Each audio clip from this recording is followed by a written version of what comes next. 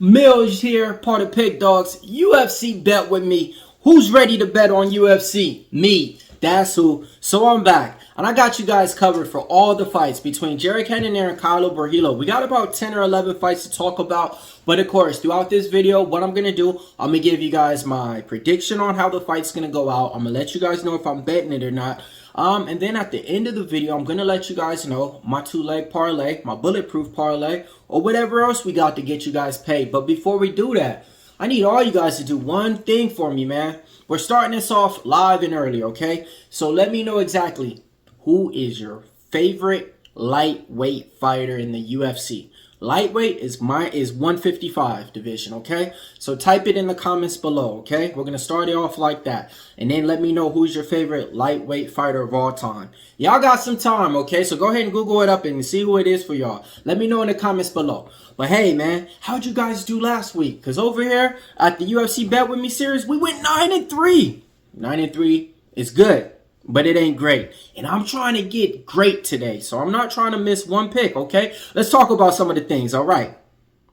We had Dricus Duplessis, you know what I mean, as a big as an underdog. We had Casey O'Neill as our underdog. You know, she came through. I gave you guys Jesus Aguilera, the first fight of the night. Big underdog. Nobody was giving out Jesus Aguilera. We did over here. All right. But look, man, we lost, all right? We took some L's on the chin. We lost with Steve Ursay, minus 150. Man, we lost with the parlay with Gamrot. You know what I mean? And then we lost one other pick. What was it? Oh, the Kulabau pick, man. That was a close fight. And I'll be honest, man, that one kind of, yeah, if I would have got that one right, man, it would have been a big night. But still, I can't complain. 9-3. Man, we made some money last week, but it's all about making money this week. So let's go ahead and get it started, man. All right, so look, man, you guys are going to have to pick spots on this card and attack them and hammer it because there's not a lot of good potential fights on here with good money line odds, okay? So you got to get smart. Go for some round props. Go for some over 1.5s. Go for some parlays, okay? Go for a few dogs. Let's get it started. Wang, 5-0, making her UFC debut. She's going to be taking on Victoria Leonardo. Wang is a minus 1,000 favorite on the books, okay? Victoria Leonardo is like a fighter that they kind of just feed to up-and-coming fighters to get a win. Hence why she's in here. Wang came from the Road to UFC championship, and she made it to the UFC now. I'm going to be short and sweet with you guys, man. She has fight experience fighting Valentine before. And this one, I like her to win inside the distance, okay? So I'm going to take Wang to win inside the distance at a minus 160. That's how I'm going to play the first fight of the night. Second fight of the night, we got Jacqueline Nunes taking on Jacqueline Kevante. Oh, I'm sorry. Josanne Nunes taking on Jacqueline Kevante. I'm like, there's no way they both got the same first name. Let's talk about the odds. They got Jacqueline the favorite. Minus 190 on the books. She only has one fight in the UFC. Now, one fight, she was able to get the win. Josanne Nunes, she's coming off a loss against Chelsea Chandler. I know she lost by a unanimous decision, okay? Or a split decision. Whatever. You get the point. She lost by decision, right? She's the type of fighter that's going to come forward, you know, aggressive, you know, big power in her strikes. But Jacqueline, she's going to come forward with a lot more volume. You know, she might mix in the takedowns a little bit in here. I'll be honest with you guys. I like her to win by decision in here. I was looking for a parlay piece earlier on when this first fight got announced at that minus 190 price tag. So I'm still trying to find that solid second leg, okay? But yeah, I do like Jacqueline to win by decision in this one. And I actually think the fight's going to go the distance in this one.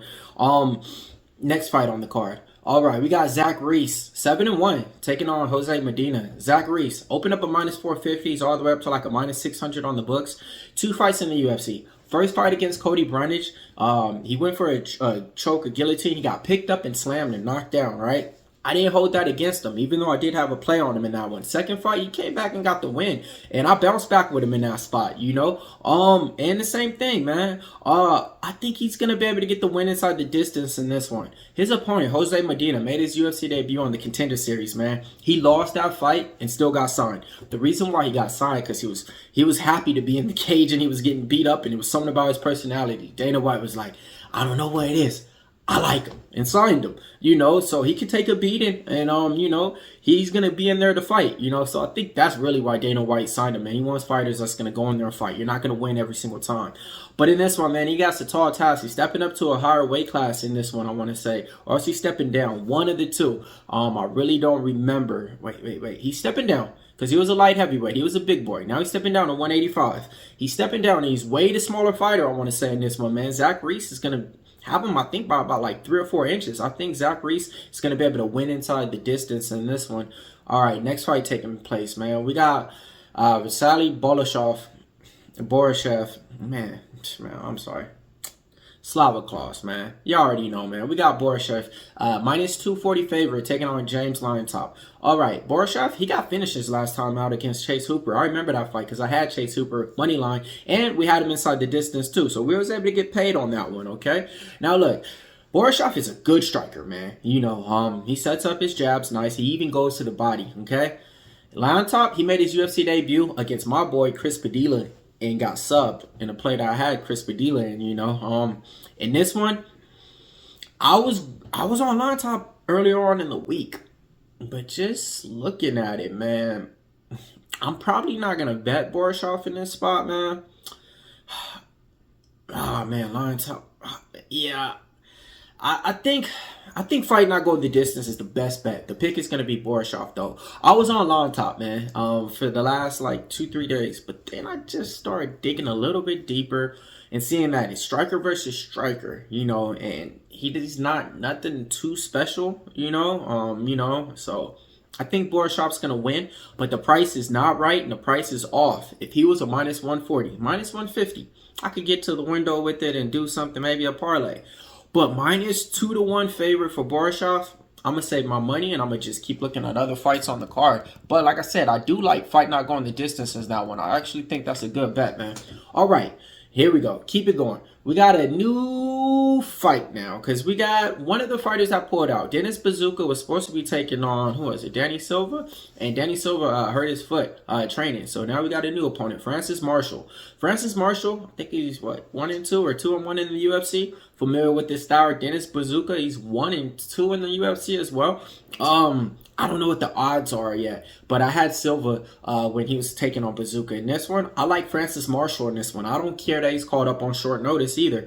I still like him in this spot. If Bazooka wants to get the path to victory, he got to get that wrestling going, man. You can't just stand up there and strike, man. You got a good camp and a good team, and they tell you to go out there and get those takedowns, but it seems like it just doesn't come out right, you know, whenever you're fighting. You don't do that.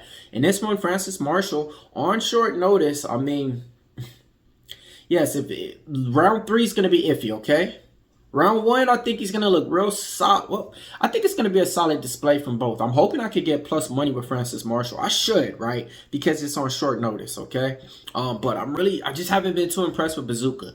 I liked him when he first made his UFC debut on the Contender Series and was coming up on the regional scene. But since he came to the UFC, nothing transferred over or nothing, man. So I got to go with Francis Marshall in this one. Next fight taking place, man. Main card time. We got Edmund Shabazian, 13-4, taking on Jiro Marshall, 36 wins, 17 losses. Edmund Shabazian is a minus 3-1 favorite in there. GM3 is a submission specialist, man. I think he has one of the most submissions in the division. And, you know, it's usually a bet. You just play GM3 to win by sub and bet the other guy and see what happens, you know, and you're usually going to come out on top. But in this one, Edmund Shabazian is going to have a path to victory. He's going to be the faster fighter, more explosive fighter. The striking is going to be better. I think he wins inside the distance in here. If this gets past that first round, you know you're going to be iffy screaming at the TV because Edmund Shabazian gasses out and slows down and doesn't make no sense. Doesn't have big muscles. Doesn't put on, you know, enormous amount of pace that makes you just slow down. But he gasses out and slows down in like every fight. It's a known thing. I think he should win inside the distance, though, because GM3, he gets knocked out by everybody. And this is a spot for him to win. But look, man, if GM3 gets him down in that second round, and if Edmund already kind of, you know, threw about 45 punches, GM3's probably going to sub him. So, yeah, man, two untrustworthy fighters that, you know what you're going to get on both sides. I like the under in this one, okay, as my best bet, because Ain't no way this going to decision.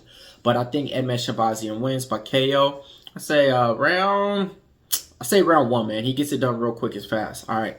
Next fight, man. Speaking about real quick and fast, you got Michael Morales, 16-0, taking on Magny. Michael Morales opened up a -500 favorite. He's like -900 right now, man. I want to say he's like what, like 5-0 in the UFC, maybe 4-0 in the UFC. Putting on some good performances. Wins over Max Griffin. Wins over Jake Matthews. You know, he's a fast fighter out there. He can mix in the wrestling too. Explosive on the feet. Real athletic. You know, Magny though, man, this guy has the most wins in the welterweight division. I think even past GSP. I think he's getting slept on in this price. That money as an underdog, man, it's just one of those things to where he always surprises. He beat Mike Malley as a big underdog, but this ain't Mike Malley. I think Michael Morales wins inside the distance. But look, so the number is just too off, man. Like, you got to take a shot on Magny. You just have to put some lunch money. No, put some coffee money on it. Do something, okay? Do something. But also, I'm taking Michael Morales to win inside the distance, you know. But when it comes down to it, man, I just think that number is off. And sometimes you bet numbers, right? In this one, I'm going to put some little dinner money just on him at that plus money price tag, because Michael Morales, I mean, you haven't been tested like Magny. And Magny can do some boring stuff, clinch you up against the cage and stuff, you know. And Michael Morales did show that, you know, he can lose a round. Max Griffin did win a round off of him, even though they didn't give it to him, you know. But so if Magny can do that, but yeah, man, it's one of those ones to where I think the dog money. I'm not telling you guys to like go to the window, put all this big money. Just put a little sprinkle on it, okay? And then, you know, play Michael Morales to win inside the distance. But what I did way earlier on, okay, these numbers came out. I did my bulletproof parlay. I took Zach Reese -400. I took Michael Morales -500. And then I took who was it? I think was it that it?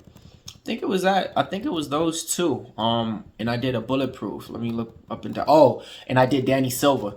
But that fight got canceled. So, you know, I'm in with those two, you know, as my legs and my bulletproof parlay that I placed earlier on in the week. But let's keep it going, man. Got 3 more fights to talk about. But before I do, I need all you guys, man. We're over at Pick Dawgz, man. We've been covering MMA now for you guys for a long time, okay? If you guys want some more information on maybe some of these fighters, I'm doing interviews with them too. You can check me out at MMA Locker Room on YouTube. Just type that in. You know, I do the media for Bellator, PFL, and UFC as well, you know. So check out and see what we got going over here if you guys want some more information on some of these fighters and up and coming fights, okay? I'm going to be covering the Bellator event live September 7th. So if you guys are out there in San Diego, California, come out there and see us, man. I'll be out there doing the live interviews and everything like that for all the Bellator fighters. So let's keep it going, man. 3 more fights to talk about. We got Robert Valentine taking on Ryan Loder. Both these guys are coming from the Ultimate Fighter season this year, okay? And they made it all the way down to the finals. Robert Valentine is vicious, man. He opened up a -160. Money's coming in. I think he wins. Ryan Loder is good. If he was fighting somebody else, I'll probably have money on him. He's good with wrestling. He's good with takedowns. And, you know, he fights smart. His striking is solid, too. He strikes to set up takedowns. But Robert Valentine, he goes in there and he fights to kill. He goes out there to get you out. He's not going in there to win by decision or anything. Like, he sees fighting as an execution sport. He isn't going in there to execute you. The way that he took out his last opponent in the fight, in the Ultimate Fighter, you guys need to see it, man. Took him down. He got cracked real quick on the feet. Took him down, just grabbed the guy's arm and said, hey, let me see this real quick. Put it under his leg and just tap, tap, tap. This guy's something else, man. He traveled somewhere far, I forgot where it was, to do some spiritual journey, man. It took him like 3 months to walk there. 3 months to walk there. And he did it. Oh, I forget where it's called. It's some crazy stuff. You guys need to look it up. My point is this. He's that type of individual doing stuff like that, you know, to reach higher plateaus and stuff. If you can go through stuff like that, imagine what you can go through for 15 minutes in the cage. Anything, man. So I'm on Robert Valentine, man. I seen his little story, and since then I was like, there's no way he's not winning this, you know. So I've been on him, the Ultimate Fighter, the whole time. Now we'll see this Saturday, man. I think he's gonna go ahead and get that championship belt though, too.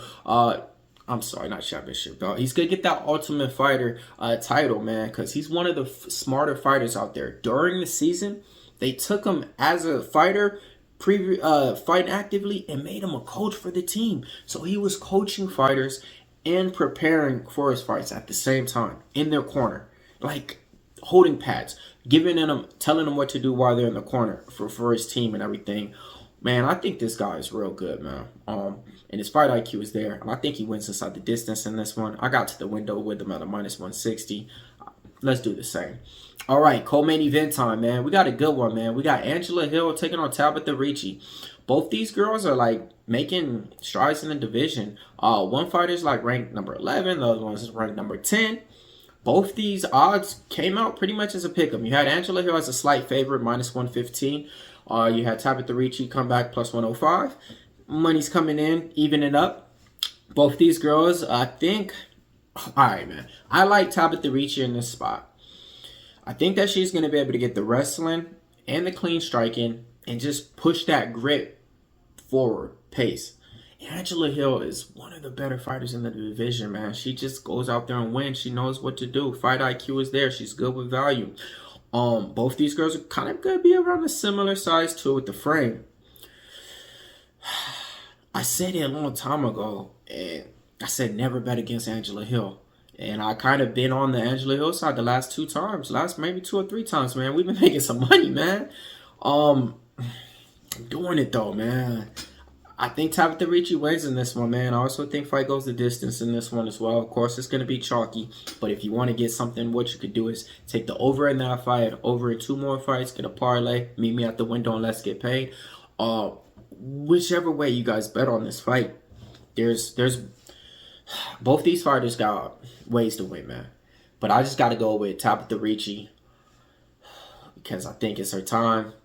And I think even if it goes to the decision, they're going to give it to Tabitha Ricci, you know. So let's go ahead and get it done in this one. Next fight, man. We got the main event right now. We got Borralho taking on Cannonier, man. Borralho is 16-1. Made his UFC debut on the Contender Series versus Aaron Jeffries. And he's been on a roll since then, man. And he's been winning. And we've been cashing on him over here, man. He's one of the guys that I've been betting on consistently, too. In this spot, he's a -2-1 favorite. First when this fight came out, I was looking at Cannonier thinking that the line was off. With that being said, I do agree that the line is off. -2-1 favorite, maybe 160, 170, 180. Get up to that, you know, to start off. But not 2-1 favorite because Cannonier in that first round, he can knock anybody out. And Borralho, he leaves his chin down in the karate type style. And he can easily get knocked out. But I don't think it's going to happen. I think Cannonier is going to get the takedowns. If he wants to, I think he's going to be able to submit him. I think, you know, Cannonier is losing a step a little bit. You know, that last fight against Imavov, you know, he took the step off the gas and, you know, he was out there like running in the cage, you know, like, and, you know, doing like this, covering up. And that's never a good look. But if you guys are betting on Cannonier, man, I can't say anything bad, man. He's one of the guys I made a lot of money with, man. 2 of my biggest bets in MMA ever. And it's one of those things to where sometimes you stick to him too long. And I think that's what happened with me with Cannonier. I was betting him nonstop. Lost for me a couple of times. I got off him, got on him, got off. And it's one of those things to where last fight, I think I was like, oh, no, man, I got to. You know, he made me money. And I started to come into it with this way. But I'm not, because Borralho is the new wave, and he's the guy that I've been betting on consistently. He's never lost for me. Never. Sometimes I bet him straight at that chalky price tag. Never let me down. Then I parlay him too as well. So in this one, I'm telling you guys right now, I'm getting to the window with Borralho. Meet me at the window and let's get paid. All right, man, I got a 2-leg parlay to get you guys paid today. All right, let's go with Borralho to get it done. And then I'm going to go ahead and give you guys, let's see, who do we like? I like Zach Reese. I'm gonna be honest with you guys, man. Take Zach Reese and Borralho. There you go. 2-leg parlay right there. And let me know exactly who you guys are betting. Who's your guys' best underdog on this card? UFC bet with me. Last week we went 9-3. This week we trying to win everything. See you guys same time next week. Millz Young here, part of Pick Dawgz. If you can't roll with the Pick Dawgz, pow, pow, get beat up.